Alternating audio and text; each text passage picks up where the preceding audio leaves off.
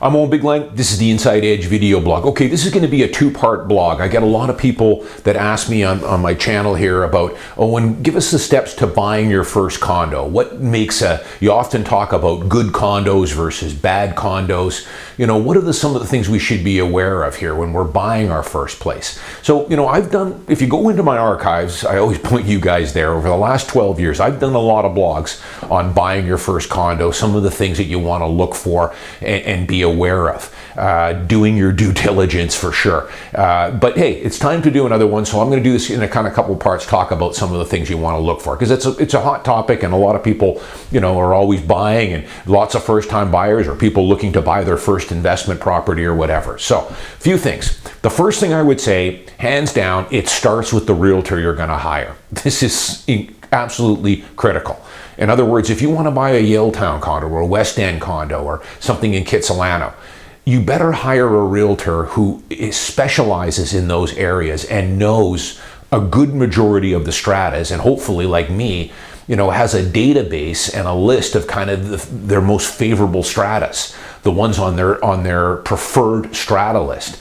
And this only can come from experience. You can't pick this up and learn it all in a year or two or three. This takes decades. And that's what it's taken me to develop a list of stratas in Vancouver and the surrounding areas. I don't know them all, as I've often said, but I have a pretty good handle, especially in downtown, Mount Pleasant, Kitsilano, Richmond to some extent, but especially in the downtown core. I've got a list of, I'm pretty certain I know pretty much all the kind of most favorable stratas, because I've sold in them, or I've got buyers in those stratas. I've got the depreciation reports on file. I've toured many of them dozens and dozens of times. Some of them I've got 6, 7, 8 clients in some of these buildings.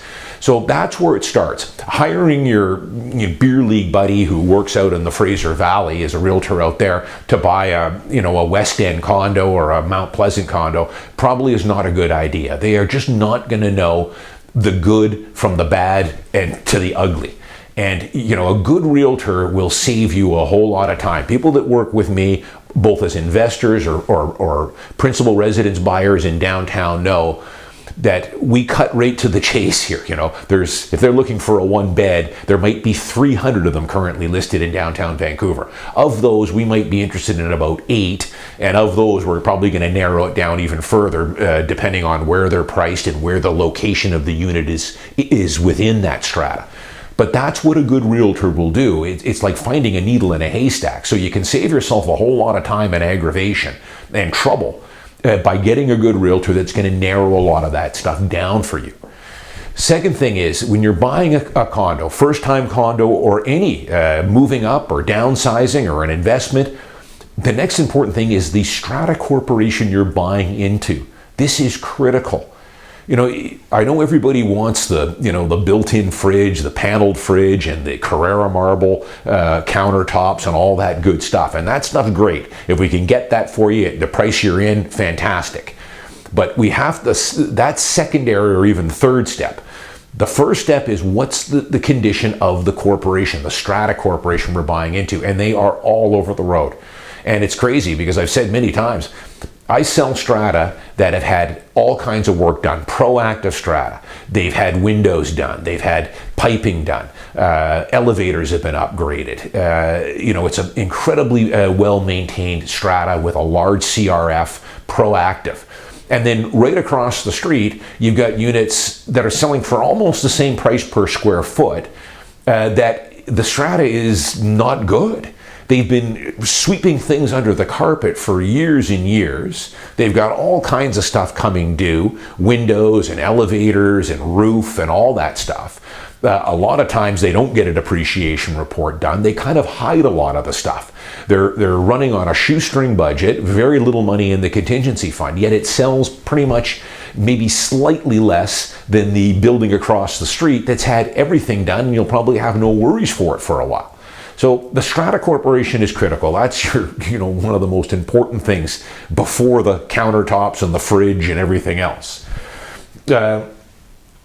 Next thing is location. So location.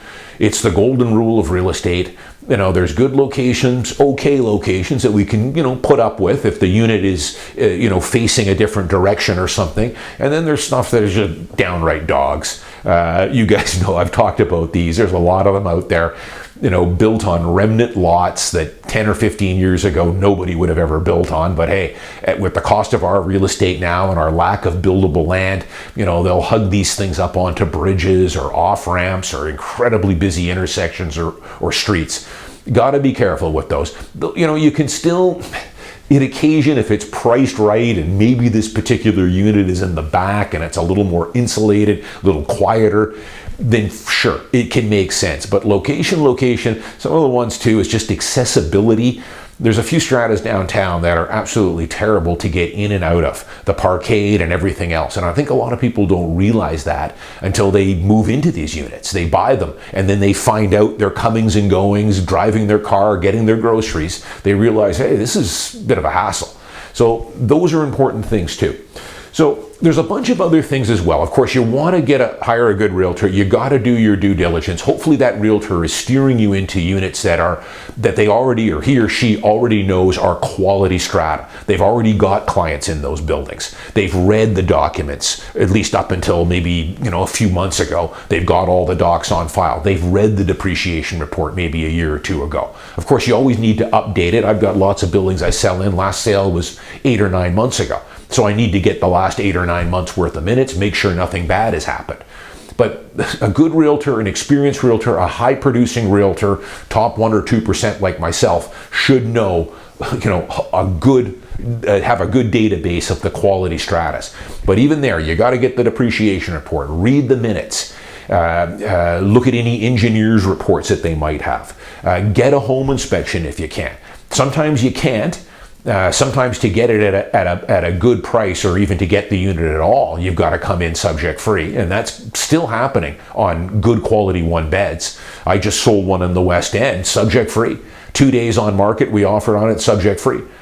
But I knew this strata extremely well. Had about 6 or 7 clients in it. I already had all the docs on it, but you want to do your due diligence on it. So last things I'll tell you here.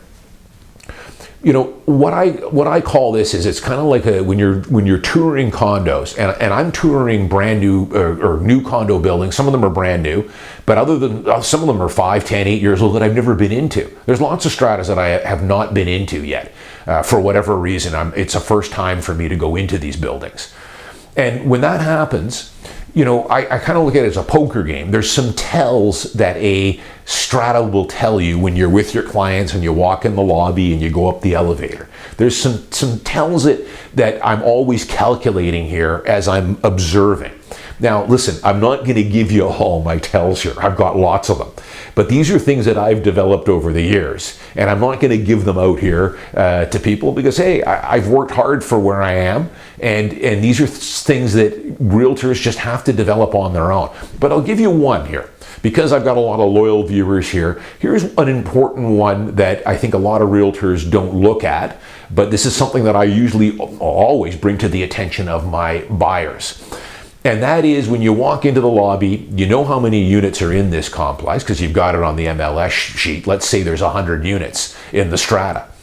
It's how many elevators are in the strata. It's the unit to elevator ratio.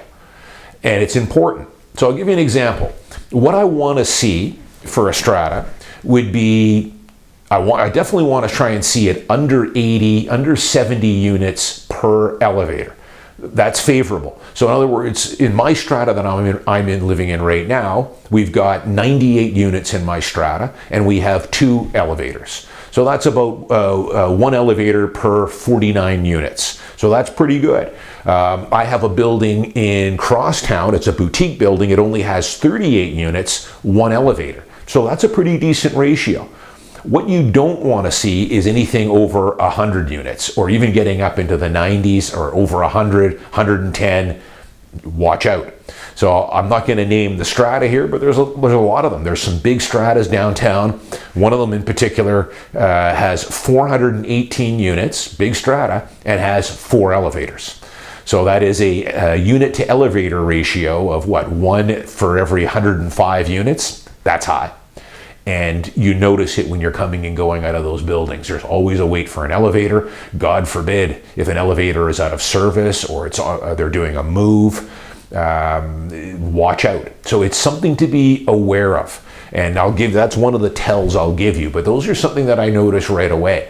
When I'm going into a new building, I know how many units are in there. A lot of times I'm not sure how many elevators. So if they've got 135 units, 140 units, I want to see 3 elevators in that strata. If I don't, it's not a deal breaker.